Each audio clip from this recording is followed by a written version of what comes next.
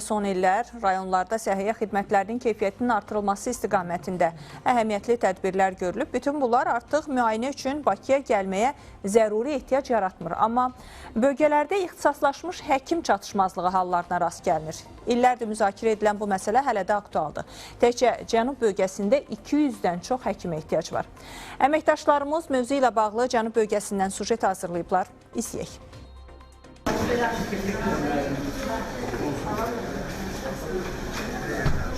Muskura getirdim hani, zəng vurub Muskura götür gelin. 3 gün uzandım burada. 3 gündən sonra bana направление verdiler, gönderdiler Bakıya. Gelmişim gönderiş verirsinler bana, xəstəxanaya o zaman müalicəyə.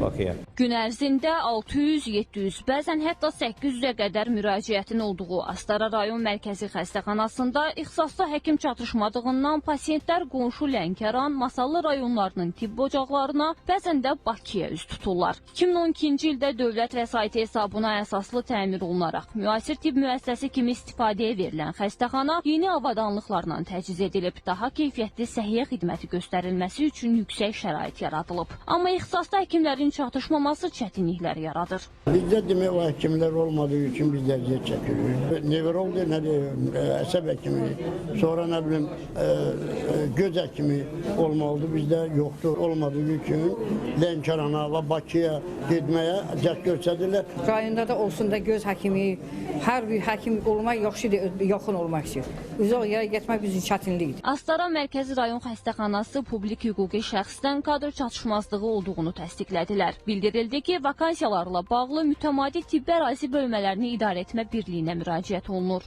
Okulist həkim dəvət edir, oftalmologiya üzrə göz həkimimiz çatışmır, dəri həkimi bizdə olmur, dəri zöhrəvi xəstəliklərinə tibbi xidmət göstərməkdən ötəri.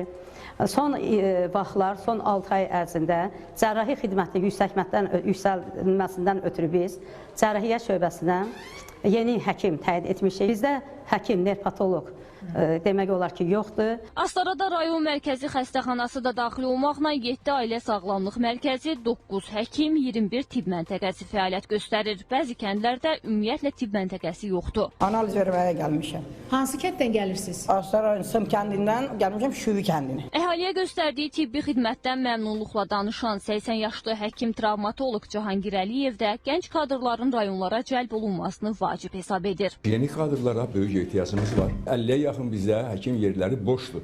Əlbəttə ki, biz istəyərdik. Mən bir səhiyyə təşkilatçısı olaraq da onu istəyərdim ki, bütün vəzifələr hamısı tutulsun, həkimlərimiz tam rahatlıqla işləyə bilsinlər. Biz həkimlər, yaşlı həkimlər də baxmayaraq ki, çalışmaq istəyirik, amma yenə də çox böyük həvəslə öz yerimizi gənclərə verməyə hazırıq. Ekspertlər deyirlər ki, təcrübəli, eləcə də gənc kadrlar bölgələrdə işləməyə o qədər də maraq göstərmirlər. Əsas səbəblərdən biri kimi iş şəraitinin məhdudluğu, inkişaf perspektivinin aşağı olmasıdır. Onların bölgələrə uzun müddətli cəlb edilməsi üçün stimul verici, təşviq edici addımların atılması vacibdir. Burada tibb universitetini bitirdi, getdi xaricdə təhsil aldı, Almaniyada, Türkiyədə rezidentura təhsili keçdi və həmin rezidentura təhsilindən sonra bu qayıtdı geriyə vətənə, hər hansı bir xəstəxanada işləyirsə 400-500 manat ona maaş ayrılır da. Yəni 400-500 manat maaşla axı keçinə də bilməz. Ona görə də gedənlər qalırlar,